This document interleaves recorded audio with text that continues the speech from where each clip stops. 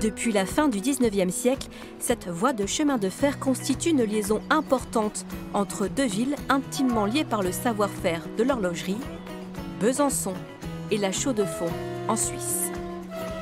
Bienvenue à bord de la ligne des horlogers.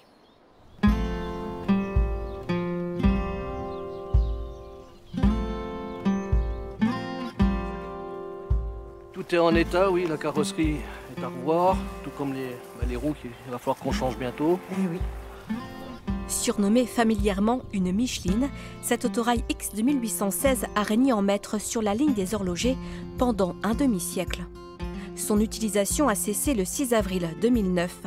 Stationné à l'hôpital du Grosbois, des bénévoles le font revivre pour la mémoire collective.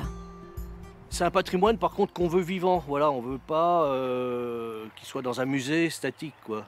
On veut qu'il soit vivant et que les gens puissent continuer à prendre ce train, à se remémorer eux des souvenirs, ne serait-ce que par l'odeur. Quand vous rentrez dans les compartiments, il y a déjà l'odeur du sky, du cuir. Avant de prendre le départ, vous êtes déjà transporté, quoi, quelque part. J'habitais en face de la ligne de chemin de fer. Je pense que si j'avais habité vers un aéroport, je me serais peut-être intéressé aux avions.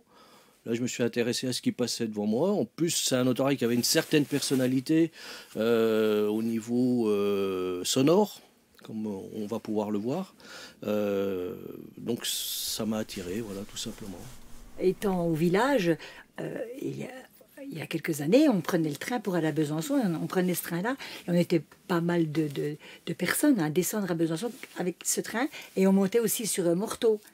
C'est vrai que c'était un peu le seul moyen de locomotion qu'on avait, nous, quand on était jeunes.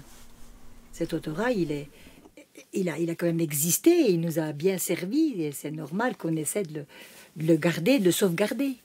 C'était à l'époque une boîte automatique. Chaque changement de vitesse, il y a une accélération particulière, une sonorité, certains appellent même ça une mélodie, la mélodie du MGO, qui attire l'oreille, quoi, au même titre qu'on est attiré par une Harley ou par une Porsche, c'est un peu la même idée, quoi.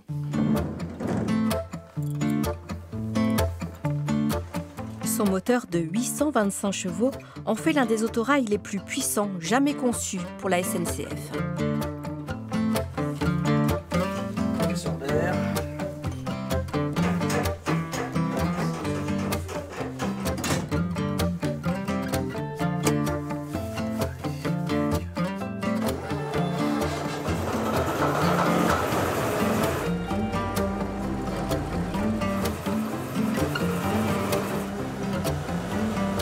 On ne tombait pas en panne, on était à l'heure. C'était le genre de train qui passait partout, qui est de la neige, qui est des arbres, qui est... Et donc, le moteur a plus de 5 millions de kilomètres quand même, hein, et il tourne toujours. Et c'est vrai que c'était des trains, rien n'arrêtait. On l'appelle le roi des autorails, mais c'est parce que cet engin passait partout. Il aurait pu continuer à rouler en le modernisant, en mettant la clim, des choses comme ça. C'est quelque chose qui, à l'époque, a été super bien conçu par les ingénieurs des années 50. Hein.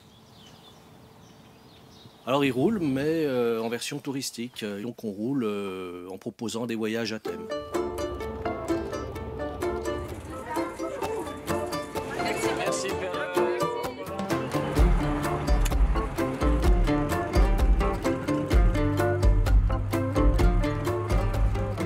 Sa forme carrée s'est substitué un train aux allures plus arrondies pour davantage de modernité et de confort.